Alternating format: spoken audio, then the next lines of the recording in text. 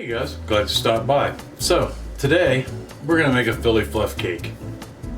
Now this cake is founded on the basis of a pound cake, and a pound cake is traditionally, originally, equal parts of flour, sugar, and butter, which forms a pound cake. Now this one has the addition of cream cheese into it and is lighter, fluffier in texture, and is baked in a angel food pan, a tube pan, instead of a traditional, whether it be bread loaf pan, or a bun pan, which is the fancy tube pans that you can't take apart. And I think it's going to be amazing. I've not made it before. We're making it together, as always, the first time around. The original recipe was created by a guy named Harry Zips at, hold on, I got it written down here, at a bakery called Bruce's Bakery. And it was in Long Island, Great Neck, Long Island. Now, you can buy this cake at most bakeries anywhere in the Northeast. It's very popular in the Northeast even now. The original recipe had chocolate swirls in it. This one does not. It is just a straight vanilla cake, and it is topped with powdered sugar, and it opens it up to a wide variety of things you can put with it.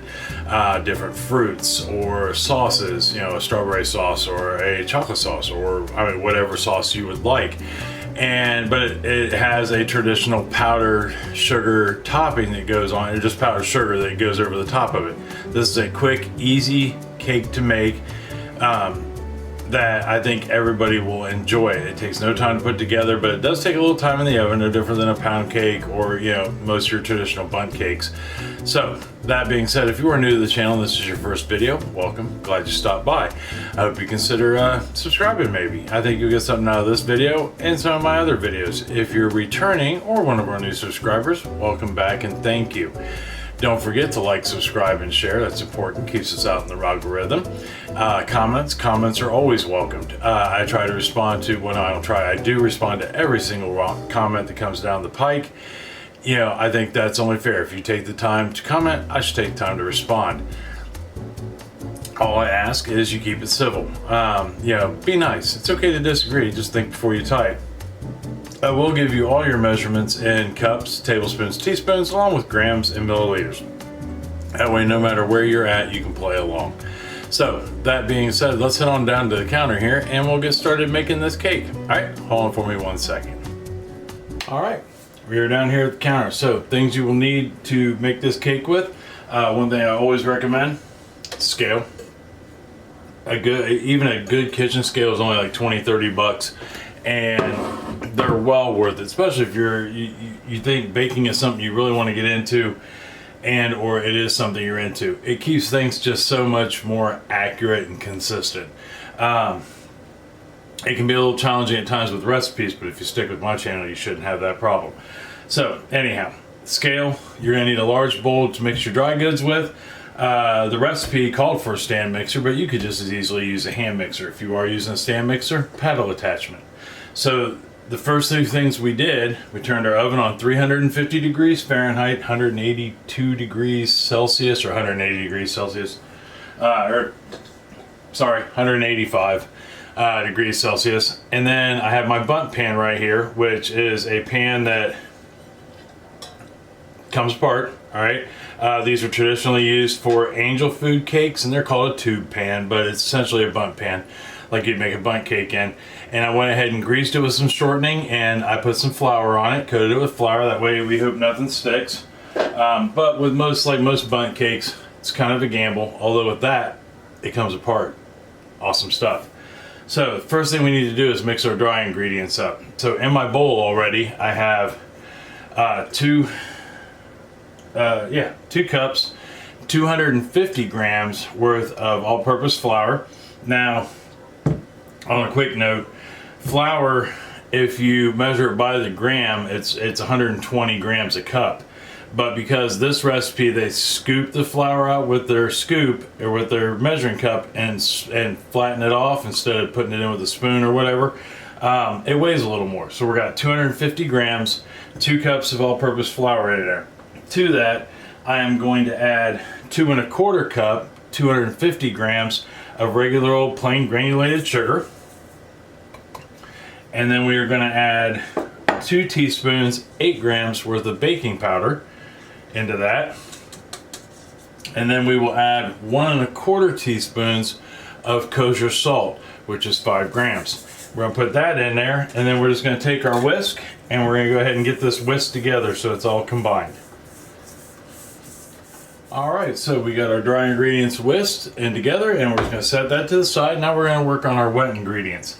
So our wet ingredients are as follows. To start with, I have got 1 stick, half a cup, 114 grams of unsalted butter. I have got 8 ounces, 1 block, 226 grams of full fat cream cheese. And you use what your favorite cream cheese is. Doesn't necessarily have to be Philly, although that would keep the recipe original and true to form. And then the last thing we're going to add to this is a half a cup, 95 grams of shortening. Now, in my case, I'm using Crisco, but you use your favorite shortening or what you have available. But that is going to help build that moist, fluffy, tender cake we're making. We'll go ahead and get that in there, and then I am just going to simply beat this on a medium speed for about 2 or 3 minutes till it's all combined, light and fluffy. Okay, so we got her mixed about, I don't know, about 3 minutes, and there is light and fluffy. See how it doesn't have a yellow look to it? Kind of looks like mashed potatoes, although it's got a really light consistency because of that cream cheese. It's so nice. And the shortening in and of itself is really cool to make things with, baking wise, crusts, cakes, cookies, because it doesn't get hard in the fridge if you have to refrigerate it, and it adds a level of moisture to whatever it is you're baking to keep it nice and moist and tender, and gives it a good crumb. So now that we've got those 3 blended 2-3 minutes, we're actually going to take our dry ingredients and we're going to put this in. We're going to put it in here now, and we're going to mix it in 2 stages after we get it all in there. The first stage, we're going to mix it on low for about a minute or 2, and that's just to get everything into a fine crumb, you know, like almost like sand. Yeah, we want to make sure all the dry is covered with the shortening and butter and cream cheese. And then after we get that done, we're going to put this on a medium high and beat it until it's smooth like a paste. All right, we have got our ingredients beaten together, and it's thick, it's dense, but oddly enough, I mean, and you won't know this unless you're making it, and you feel it. You can feel the fluffiness in it. Yeah, and like I said, you're gonna go on low speed till, you know, your dry ingredients are kind of coated with the wet ingredients that you've put in so far. And what that does is it kind of keeps it just from blowing up into your face. But then you want to mix it on a medium high until it is like a paste. You should literally have mashed potatoes. I mean, it is what you're looking at. Nice, dense, thick. And that's okay, because we're actually not, this was what threw me off with this recipe and made me want to do it.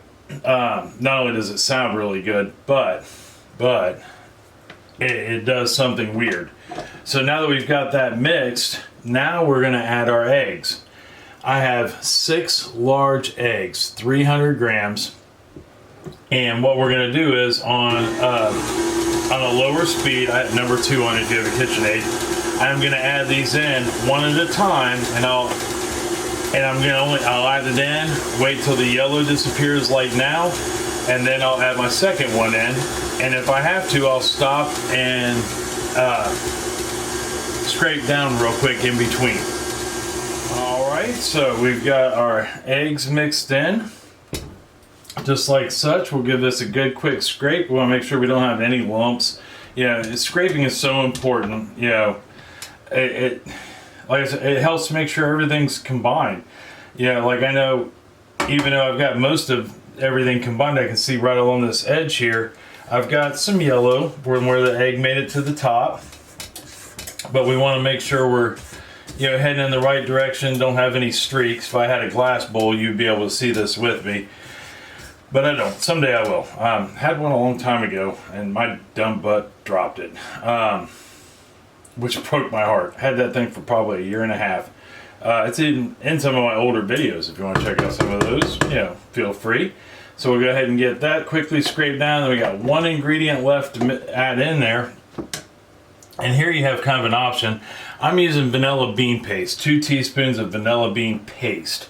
And that's just simply a derivative of extract that's made without the alcohol. It's a little thicker and it still has the seeds in it, which is awesome. You can also just use 2 teaspoons of vanilla extract. There's no rule that says you can't.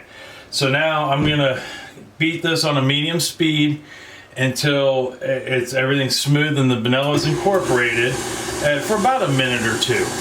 And then that way we can get her in our bun pan and talk about how long to bake this for. All right, we got her all mixed in, looking good. Look how light and fluffy that looks. That just looks amazing. So the next thing we gotta do is just simply put this in our bun pan. Okay, so we got it all in our bun pan. So now I'm just using an offset spatula. You could use the back of a spoon, bend a knife, make your own offset spatula, however you want to do it. But we want to get this nice and even and smoothed out on the top. All right, we are smoothed out, looking good. So let's go ahead and get this in the oven. We can talk about how long to bake this for. Okay, now that we're in the oven, we're going to let this go. We're going to set our timer. And the recipe called for 55 to 65 minutes. So I'm going to set mine for 60. I think that's a good halfway mark. Although knowing my oven, it's probably going to take 65. So how do we check this for doneness? Well, you should have a nice golden top, right? And you should be able to tap it and it be nice and bounce back, be nice and firm, nothing gooey. And you should be able to take a toothpick and throw it through the center of any spot around and pull it out, and it should be clean, or a skewer. I always do all 4 sides, so that way I know it's good all the way around when I do mine. And I know I keep calling it a bundt pan. It is technically a tube pan. I'm just so used to saying bundt. But at any rate, so we'll go 55 to 65 minutes, and when I come back, we'll talk about what to do with it to get it to cool down. All right, I'll see you here in just 1 second. Okay, we got her out of the oven. And I let it go 60 minutes, and there is what we've got right there. So what we want to look for is we want to be able to tap that top, make sure see how it bounces back? That's good. Yeah, see how it's got a nice golden brown look on the top? And then, like I said, I just take my toothpick to the center and push it all the way down in. I did this on all 4 sides and look to make sure, and there is no batter on there. There is a little bit of crumb, but nothing to see here, folks. Nothing to see here. And we check them all and we are good. So now I'm just gonna let this sit and rest for 15 minutes, right? Let it calm down a little bit. Hopefully the pan will warm down. And as you might have noticed, I don't know because I didn't point it out, but it has come away from the edges of the pan a little bit, so that's good. That means we're not sticking, right? So when I come back, we'll pop this out of the pan. All right, we are out of the pan, so we'll go ahead and touch, make sure we're still fairly cool. We are. So all we're gonna do is go ahead and invert this. And it looks like we're gonna have to tap it a little bit maybe. Ooh, that's hot. Because it looks like it's stuck. So we'll go ahead and let me grab a knife. Remember, professionals just know how to fix problems. And I don't know if you can see it or not, but some of the batter leaked through, right? Right, so how do we get that loose? I'm just gonna simply take a knife, and since the bottom of this pan is still a little on the warm side, I'll grab my handy dandy glove here, and I'm just gonna release it. All right, we got it released. So now we'll take that off real quick. And, whoop. Oh no. Well, that's all right. That's all right. We can fix that.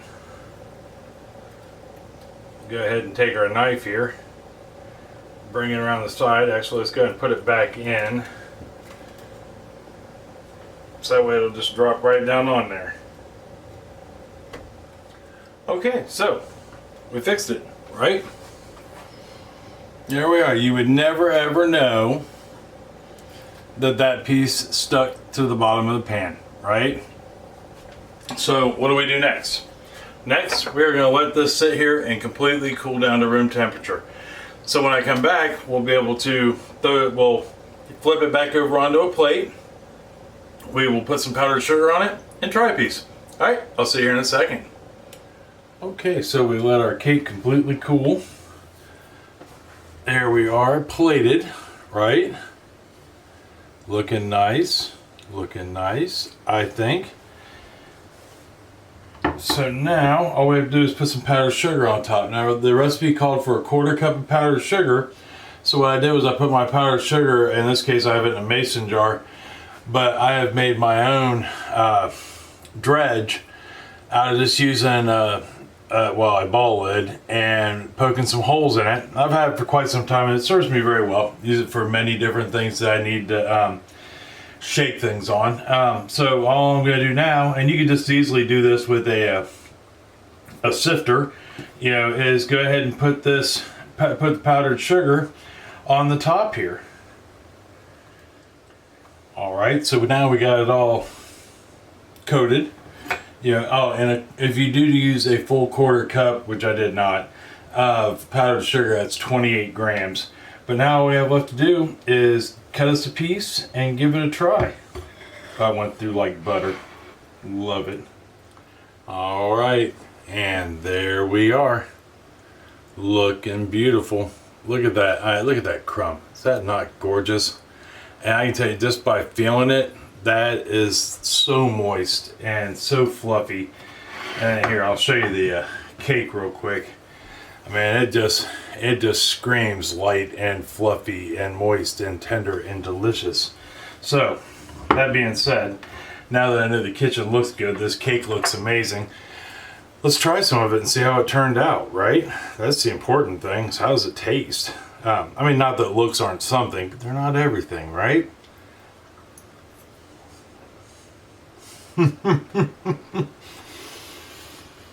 Holy cannoli. Wow. That there is amazing. It is so moist. It almost has an angel food cake texture. And the vanilla is good, but it's not overpowering. Oh, I gotta have another piece. That is so tender. Oh.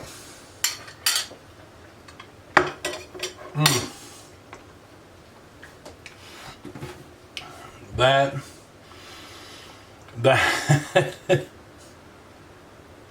is amazing. You guys have got to give this a try. You can't beat it with a stick. That is so moist and light and tender and fluffy, and it's like a little bite of heaven in every bite, I tell you. That is a good cake. I can't even say that enough.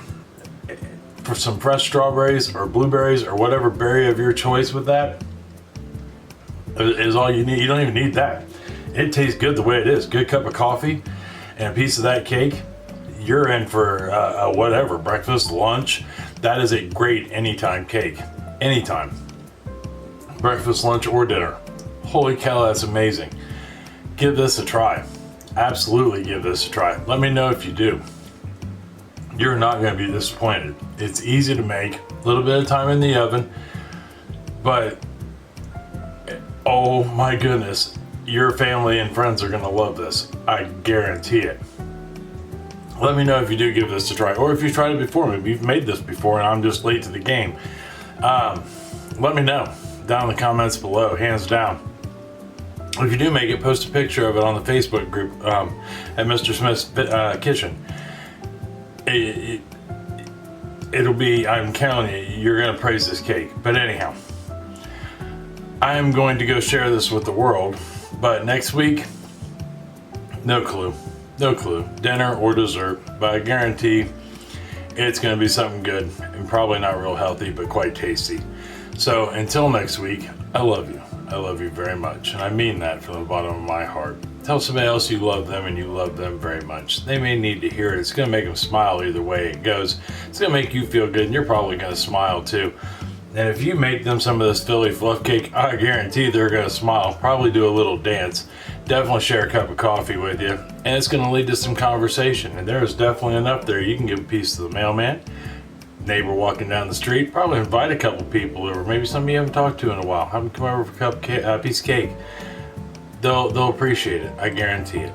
But until next week, I love you, and I'll see you then. All right, see you later. Bye-bye.